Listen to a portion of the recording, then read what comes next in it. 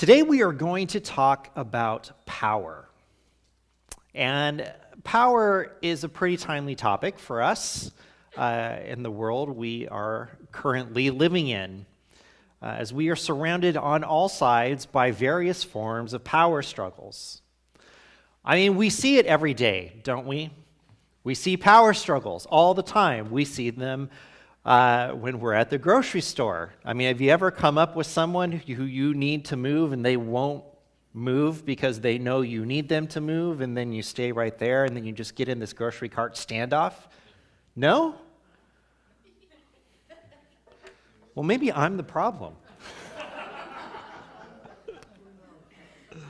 We see it in traffic, don't we?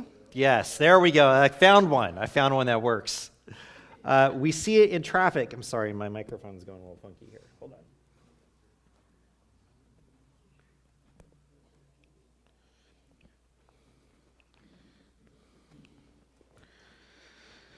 on. Okay.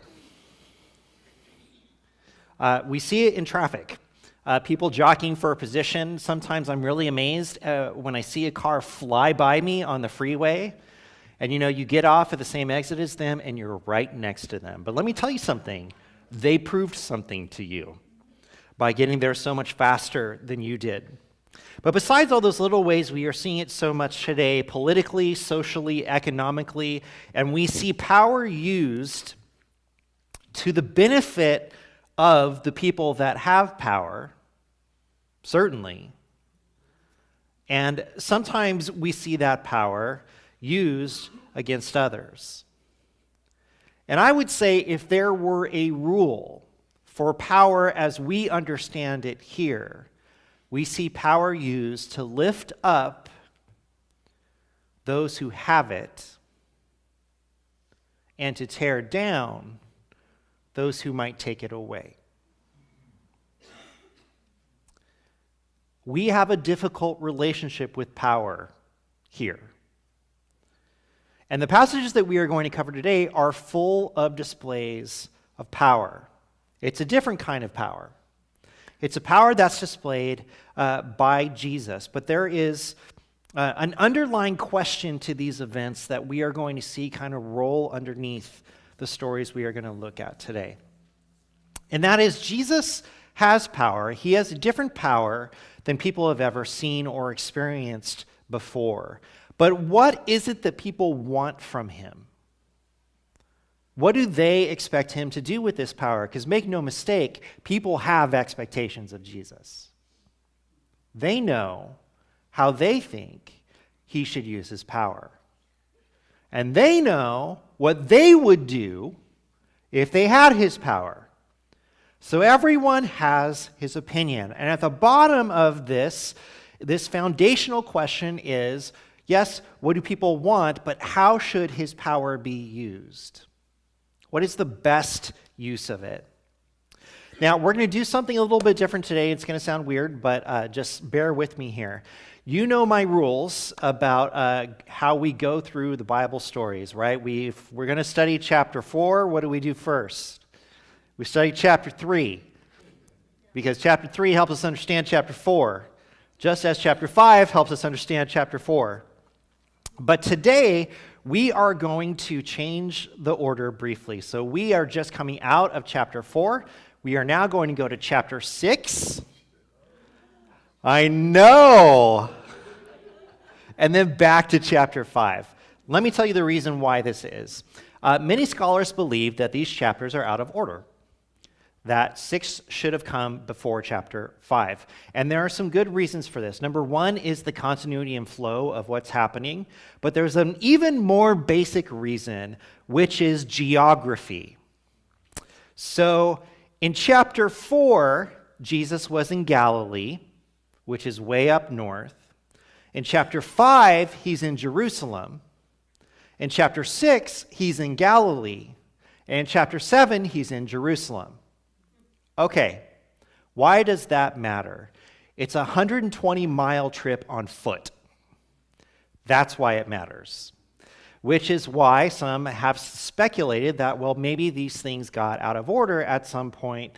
And this is not, by the way, the only time you've been exposed to an idea like this.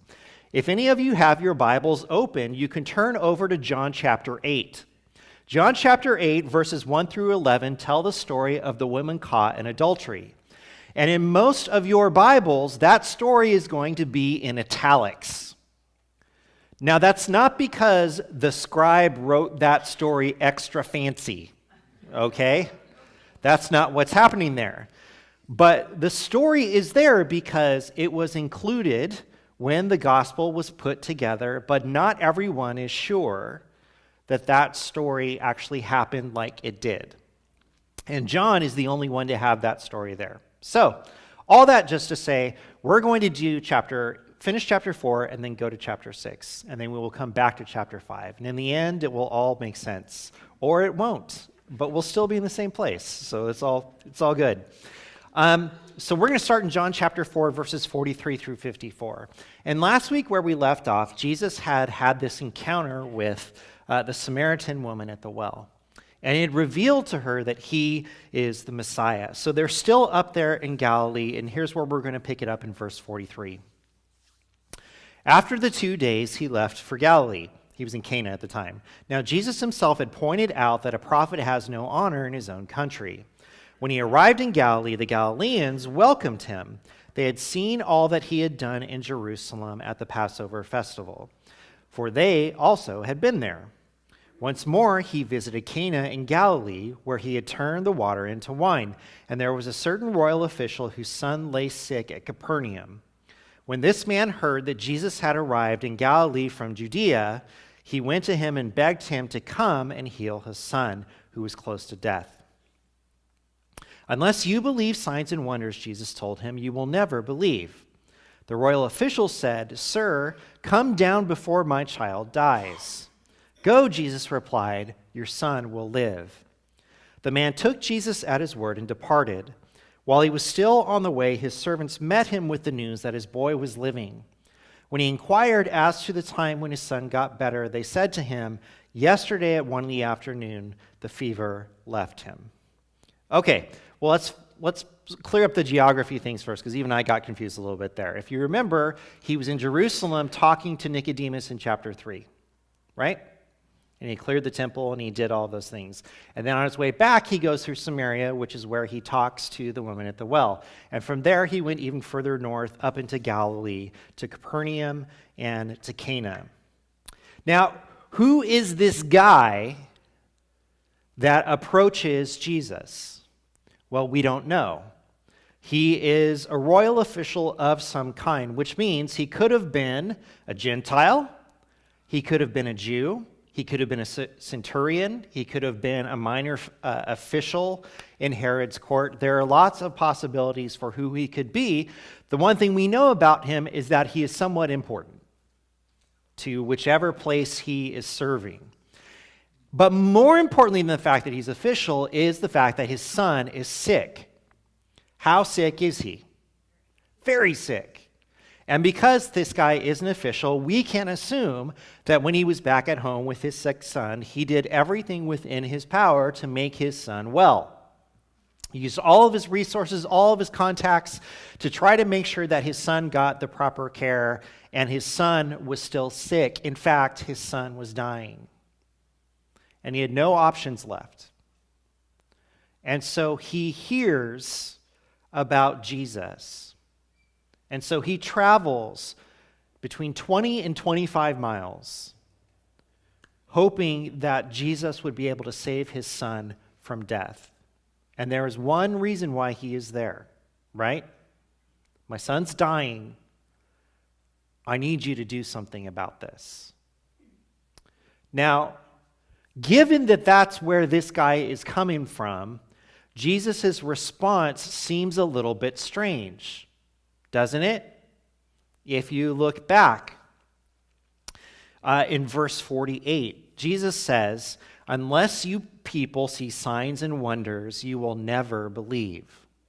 So he comes to ask for healing for his son, and Jesus gives him a short lecture on faith. That seems a little bit of a weird reply, doesn't it? to a father that is there so that his son might die. And, honestly, I don't love that response. It's not my favorite response of Jesus to something that's going on. The man's son was dying, and Jesus spoke to him like the man was asking him to do some sort of trick in order to prove something to him. Where's the compassion for this desperate man? Well, as we're going to see, there is more going on here than what we see with just this man and Jesus. And the man, to his credit, ignores what Jesus just said.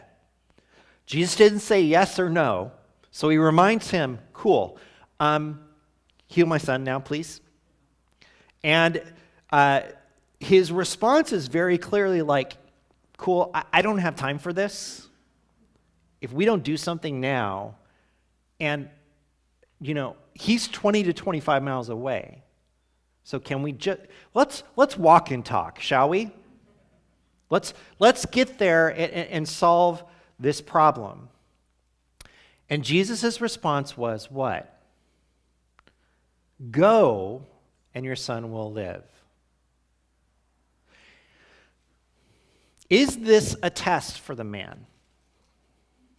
On some ways, we might say yes. Because what Jesus is asking him to do is to decide right in that moment whether he believes Jesus is capable of this or not. We have to think that he already believes that, right? After all, he did travel all that way to grab Jesus and bring him back to his sick son. But in this moment, he has to decide. And what Jesus does here is he complicates it in a subtle but important way. Jesus going to see his son and healing his son is a miracle. That's why he's there. He needs that miracle.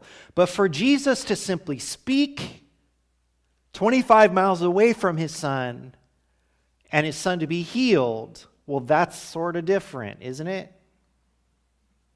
I mean, as much as we might understand it's miraculous, but he's there and he puts his hands on him, can Jesus possibly speak a fatal illness out of existence in this person from 25 miles away? And the guy has to decide what? Do I go? Do I insist he come with me? And to his credit, he did not question Jesus, he just left. If this is what it takes for this to happen, I will go. I'll go right now. And it tells us something important that is Jesus, or John here in this case, our author, is trying to tell us about people's responses to Jesus and his power. The man's son was healed. In fact, the fever went away at the exact moment Jesus said his son will be well, proving that it was Jesus who healed the boy. Not that this was ever in doubt. But John puts that in there so that we know, hey, he didn't just get better on his own. It was Jesus who made this happen. But we see something here about faith. And that is, if people are going to catch on to what it is that Jesus is doing, faith is a part of it. They are going to have to believe in him. And the hard thing about that belief, the hard thing about that faith is that we need sometimes proof to believe in things, don't we? We do. We need proof to believe in things and to step out. And Jesus gives us this uncomfortable thing here that says that belief in him, faith in him, means you're going to have to do some things that are not going to make sense to you. But if you believe that Jesus is who he says he is, you will go. Look, Jesus wanted people to believe in him, and he knew all too well that signs and wonders are what people are looking for. But Jesus doesn't want to be a magician, does he? He doesn't want to entertain people. He wants to bring the truth of God to the world. John wrote this gospel so that people will believe Jesus is the Son of God. But here's the problem again, right? How do you prove to someone that Jesus is the Son of God? What will it take for you to believe? What will it take for there to be enough proof? What will be enough for you? How far should Jesus have to go to change one mind and one heart? And in this one brief story, we see that tension come to the surface. You guys want me to do all these things, and you're saying you won't believe in me until I do these things, signs and wonders. So let's look at the next one from John chapter 6, verses 1 through 15. You've probably heard this story before. It's the feeding of the 5,000. Sometime after this, Jesus crossed to the far shore of the Sea of Galilee, that is the Sea of Tiberias, and a great crowd of people followed him because they saw the signs he had performed by healing the sick.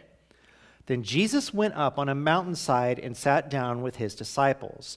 The Jewish Passover festival was near. Let's pause for a second. John said this again at the end of that, or the beginning of that passage we just read from chapter 4, and he's saying it again here in chapter 6. The signs and wonders that Jesus is doing are causing what to happen? People are following him. So they are actually signs that are pointing to Jesus. They are things that people have never seen before, and this is drawing people to Jesus.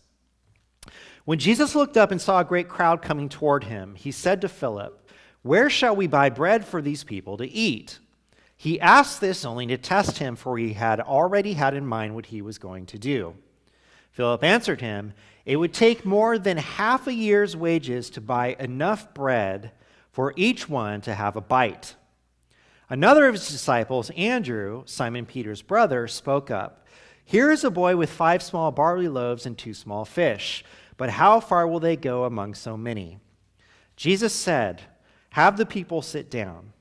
There was plenty of grass in that place, and they sat down. About 5,000 men were there, so not even counting the women or children. Jesus then took the loaves, gave thanks, and distributed to those who were seated as much as they wanted. He did the same with the fish. When they had all had enough to eat, he said to his disciples, "Gather the pieces that are left over. Let nothing be wasted." So they gathered them and filled 12 baskets with the pieces of the 5 barley loaves left over by those who had eaten. That's a really funny sentence right there, if you think about it. After the people saw the sign Jesus performed, they began to say, "Surely this is the prophet who has come into the world." Jesus, knowing that they intended to come and make him king by force, withdrew again to a mountain by himself. Okay, some things I want us to unpack there. Again, number one, the people are there because Jesus is there, and Jesus had been doing all these amazing things. And so these people have come out. And at this point, it's not a few people, it's a lot of people. And Jesus sees how many people have come out to be around him there that day by the Sea of Galilee. And he says, we should feed these people. They had been following him around, and he wanted to take care of them, but there was just one little problem. There was a lot of people, and to feed that many people, you need a lot of food. To buy that much food, you have to have a lot of money. And the disciples are like, we don't have that kind of scratch, man. There is no way we can feed all of these people. In fact, it would take 6 months for wages for everyone to have a bite. How much then would it take for everyone to eat their fill? Multiple years, we can assume, of income. And here's my favorite part of the story. All these thousands of people are out there by the Sea of Galilee away from town, and there is one child who came prepared. Out of all of these people. And he brought, what? 5 small loaves of barley. Don't get caught up in that loaf word, okay? They are small loaves and 2 small fish. Yes, John uses the word small twice to make sure we understand there is food, but there is very little food.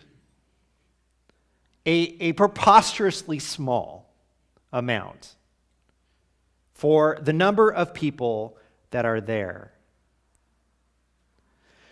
Jesus, however, is nonplussed by the whole situation because John tells us he already knew what he was going to do.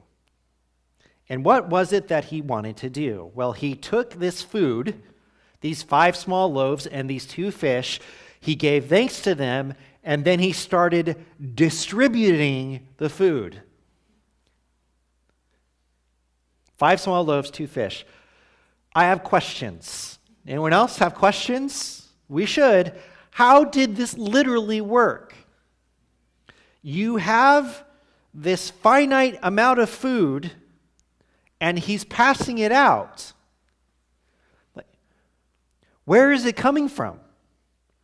Is it multiplying in the kid's lunchbox as he's passing it out? Is Jesus pulling a fish out from behind his ear? I want to know.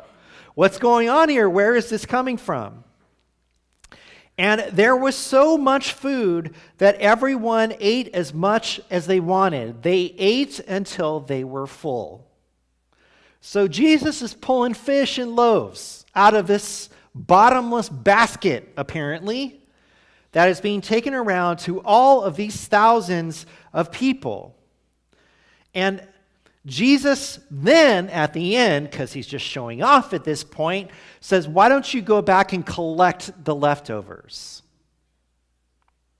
The leftovers from the 2 fish and the 5 small loaves. And they bring back 12 baskets of food from the 5 loaves and the 2 fish. It is preposterous. Impossible to imagine the working of this. I can't wrap my mind around them, around these facts. It is truly an amazing story. And there's a lot of things we can pull out of this story. By doing this, Jesus showed his disciples that he can provide for all of anyone's needs. Even if providing for those needs seems impossible. Jesus can do it. That there is nothing outside of his reach. The mere thought of multiplying items like that to feed everyone around is crazy, but check out the end. Did people believe in Jesus because of these things? Yes, they did. And Jesus looks at them, because he's also got the Jedi mind stuff going on. He looks at them and he knows they believe in him. He also knows what? Because he has this kind of power, because he can do these things, they want him to become king. A specific kind of king. And they were going to force him to do it. So what does Jesus do? He just peace outs the whole situation. Nice to see you. Glad you were here. And he's gone. Now, what is it that the people were thinking? Well, Moses had predicted that a prophet like him would arise. And Moses had fed the people with bread from heaven. And Moses had led them out of bondage. So what's the most direct comparison point they have when they're seeing these things happen? Jesus is like Moses. He can feed a vast number of people with very little and miraculous ways. He should be our king, and he should lead us out of Roman bondage. Would that have been a good thing? I mean, let's just talk sort of objectively for a second.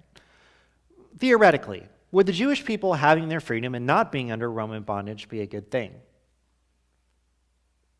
sure, it'd be fine for them, right? The reason why I bring up that question is that sometimes when we look at the intentions of people as we understand them, we tend to really say, oh, well, that's so shallow, or that's so this, or they shouldn't have thought this, or they shouldn't have thought that. But you have to understand, these people had been waiting for generations for someone to come and set them free. They are not bad people because they think this. They really aren't. What's the problem then? Their understanding of how the power of God should be used in the world was not, in fact, how God wanted his power to be used in the world, whether it was good or bad. And therefore, when Jesus catches on, he leaves.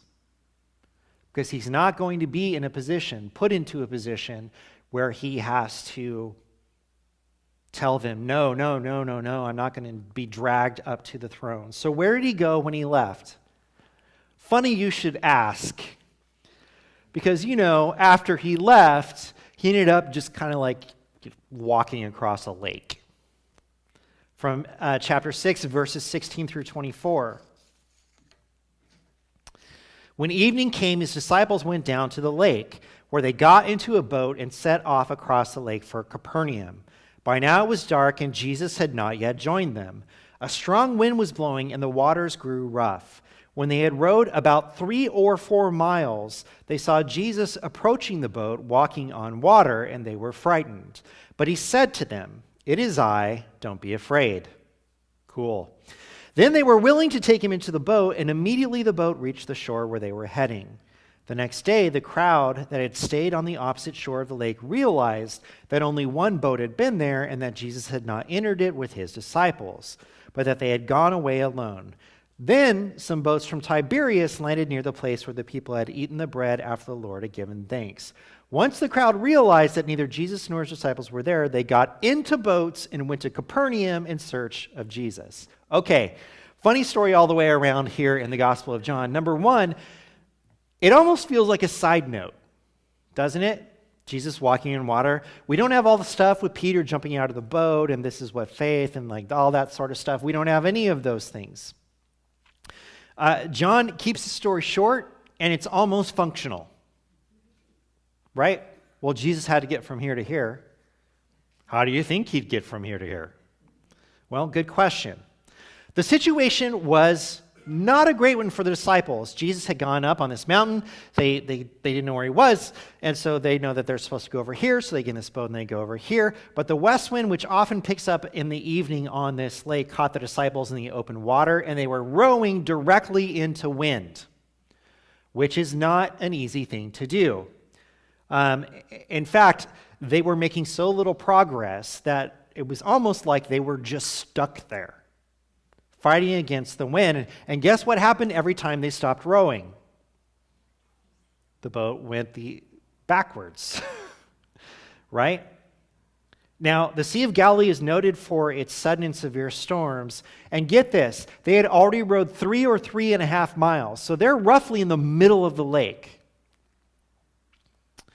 And they're stuck there, they can't get any further, and they look up, and what do they see? Jesus walking, apparently, 3 miles on the water. Can you explain this? Because Jesus was still in the shallow water. No. Can you explain it in other ways? People have certainly tried. But they see this and they think it might be a ghost.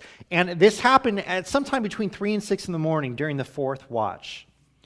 I have questions. All right? What are the logistics of this? Did the water turn solid under his feet? Did the bottom of his feet or even his sandals blow up with air so that he was how did this work? I mean, at some point there has to be some sort of, is he just simply floating on the water? Well, no, they tell us he's walking. He's not hovering over the water. He's walking on the water. But it's kind of funny how little attention John gives to this story. It feels very much like a transitional moment. He's literally on his way from one place to the other. But don't miss the end, because in this story, these 8 verses, only 4 of them are about him walking on water. So only half of the passage is about that. What's the other half about? People realized he was gone. They did some little detective work, and they decided to chase him in boats so that they could find him and follow him again. And the assumption would be that they're going to do what Jesus knew they were going to do after he fed them. They are going to find him and take him back to become their king. Now, this entire subject leads us to an important dialogue that we're going to get to next week. But until we get to that, I want us to reflect on the power that Jesus has and how it is starting to shape the story that John is telling us. Because here's the thing. Some people don't want Jesus to have power, like those who run the temple. Because if Jesus takes power, they will lose power. Some people want Jesus to have power, but a power that he uses in a certain way to benefit their people and to lift them up over their enemies. But Jesus has another plan. And to Jesus, it doesn't matter who doesn't want him to have power, and it doesn't matter what people want him to do with his power, because who is directing Jesus to do what he does? God is. And where is Jesus' power from? It's from God. And we are seeing in real time in the story how what people want God to do with his power versus what God wants to do with his power butt heads. They're not the same thing. Why does this matter? Well, we have to understand what we have here. Is Jesus king? Yes, he is. He is king. He is the Messiah. He is the Son of God. What does it mean then for him to be king, and what does it mean for him to have power? And here's the expectation. And it's built on how we still today view power. We have a model for how power is used in the world. When someone has power, they use that power to benefit themselves, those closest to them, how they think the world should work. They use the power to influence things the way that they want them to go. Look at the kings from biblical history, okay? Some of the kings were good. Most were bad. They all had power to some degree, and that power was used in different ways. But almost always the power found its way to be self-serving, so that the king benefited from whatever it was. You think about David, who did a lot for the people, who built the kingdom, led them to victory in so many ways, and he rose his people up, raised them up, but he also used that power to steal someone else's wife and have that man killed. Why? Because he could. You think about Solomon, the king after David, who led Israel to tremendous prosperity. He also had 700 wives and 300 concubines. You need a lot of loaves and fish for those folks. But the thing is, this is not a surprise, because this is how the world works. This is how power is used. And it's how it's used every single day, in ways that we are used to, in ways that we see and don't really even understand anymore. How many times in human history have kings justified going to war, killing others so that they could have more power? Why do we have conquerors? Why do we have Alexander the Great? Why do we have Rome? Because power wants more power, and it wants it for itself. The people know that Jesus has power. So what do they expect him to do with it? They expect him to become a conqueror. They expect him to do what they would do. to defeat their enemies, to raise them up. And the reason why they think that is because this is, in fact, how it works. This is what you do with it. And when Jesus recognized this in their eyes, he took off. Because here is the reality. The truth is that Jesus had more power in his pinky nail than any other king had ever had. It wasn't even close. Take this as a comparison. You know what this is, right? It's a battery. Okay? And what does a battery do? It stores power. And you use that power to power things, right?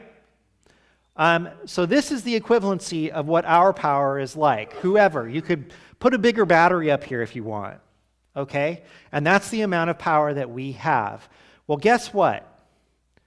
This has to get power from somewhere, doesn't it?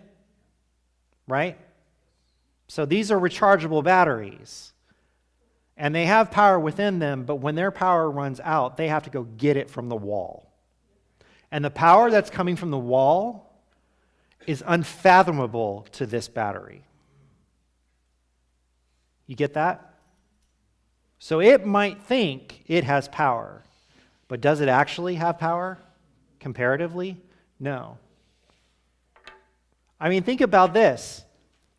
Solar panels have batteries, and they're powered by the stinking sun, right? What's the comparison here? They're clearly not the same. The truth is that Jesus had more power because his power was not earthly power, which can be given and taken.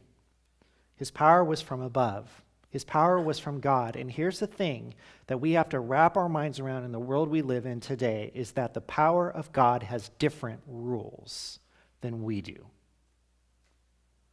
And it will not operate in the same way. Because get this, when Jesus was here on earth, did he have enemies? Yes. Well, Jesus didn't come to defeat those enemies.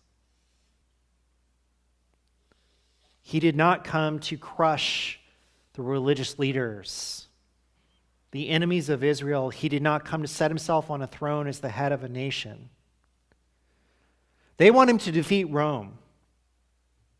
Do you know how funny it must have been to Jesus to talk about the power of Rome? The greatest power in the world. He had nothing to prove in defeating Rome. And this is part of what makes him so different. Because Jesus became the kind of king no one has ever seen before. The king that has vast power, can do whatever he wants, can put anyone under his feet, and instead, he sees a crowd that's following him, and what does he want to do? Feed them. He's a king that speaks to the mighty and the lowly equally, the teacher of teachers and the scorned woman who is hiding from the rest of the town. He came not to just raise up the strong, but to show his mastery over sickness and physical limitations, regrowing limbs on people. He came to show mastery over all those things, over demons, over the enemies in the world. When you think about it, there is actually nothing that stands against him in the gospel stories. Jesus doesn't lose, ever. And here is the most remarkable thing. That vast, unbeatable power chose, through sacrifice, a willing gift from the King of the universe, to show his power in the way that the power of God should be used. He does not accumulate it or hoard it for himself. Instead, this power gives, loves, redeems. And that, my friends, is true, lasting power. It's the power of God. And thank Jesus That while we would have used this limitless power to lift ourselves up over others, God uses it to redeem. And so there's something I want us to consider here today. There is a lot of talk in our country, in the world we live in now, about the influence that Christianity should have on the world. And that talk has gone into how Christianity should determine what people think or do or how they act. And I know that all of these issues are very difficult and hard issues. So by no means am I trying to minimize them. But I want you to know, if we are approaching the power of God in this world as a way to control others, we're off base. We are. And the power of Jesus should never be used to subjugate someone else. You hear me on that? Because that's not what it's for. And that, my friends, is really good news, isn't it? It is. That God chose to redeem us, his enemies, those who stood against him, instead of crushing us. And that he did this willingly, lovingly, compassionately, because ultimately God could do nothing else but love us as we are. Praise God for that. And isn't it wonderful that all this power we've talked about that can do all of those things, that its greatest form is actually found in the love for us? Isn't that wonderful that that's who our God is? People are going to continue to struggle with him throughout this story. They'll continue to want him to do and to be different things. But Jesus shows us through all of the things that he is how much God loves us.